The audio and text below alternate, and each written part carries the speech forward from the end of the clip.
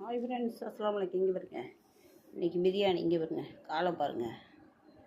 இது என்ன காலுன்னு சொல்லுங்கள். பூனைக்காலை அறுத்து போட்டு பிரியாணி வச்சுட்டேன் இன்றைக்கி. நல்லா இருக்குல்ல, சூப்பராக.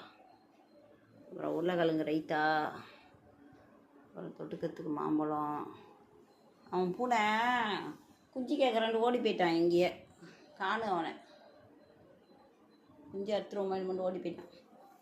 சும்மா சொன்னேன் ஃப்ரெண்ட்ஸ். இது கோழிக்கால் தான், இது சிக்கன் தான். இது பூனையெல்லாம் இருக்கலாமா? தப்பு இல்லை. பூனைலாம் பாவம். அதெல்லாம் அறுக்க மாட்டேன், சும்மா சொல்கிறேன் வீடியோக்காக.